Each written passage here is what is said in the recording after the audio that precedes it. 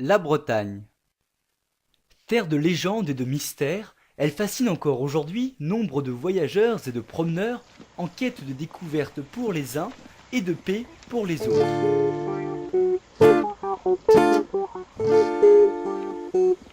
Nous allons vous offrir une balade de découverte dans des lieux insolites où l'homme a marqué la terre de son empreinte tout au long de l'histoire.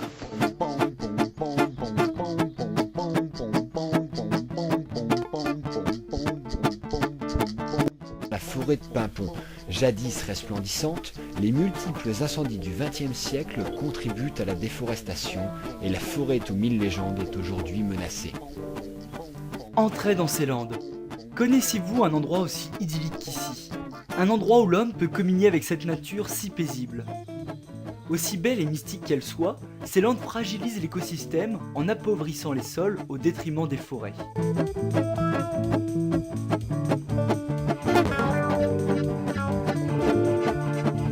Nulle autre région de France n'a autant de contes et de légendes.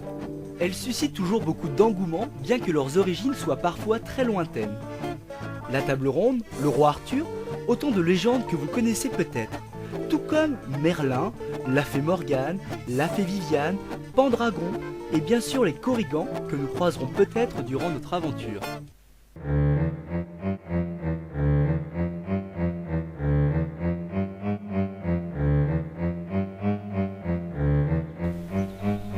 Les menhirs que l'on trouve un peu partout en Bretagne sont certes assez méconnus, mais ils demeurent des traces du passé que l'on peut percevoir comme le livre d'histoire de la civilisation celtique qui avait l'habitude de transmettre son savoir oralement et non par écrit.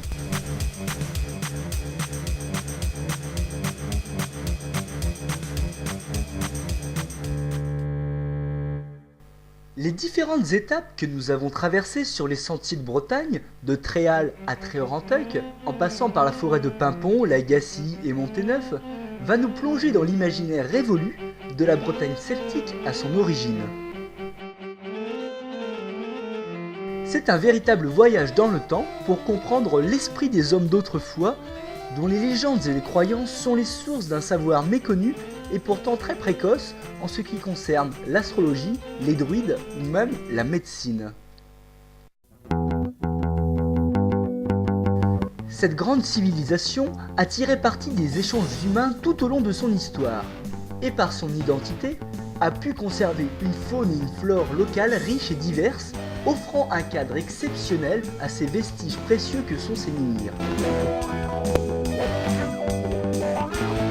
À travers le voyage, la route, les sentiers, la forêt et les rencontres, nous vous proposons un flashback d'un temps passé où le pire était que le ciel nous tombe sur la tête.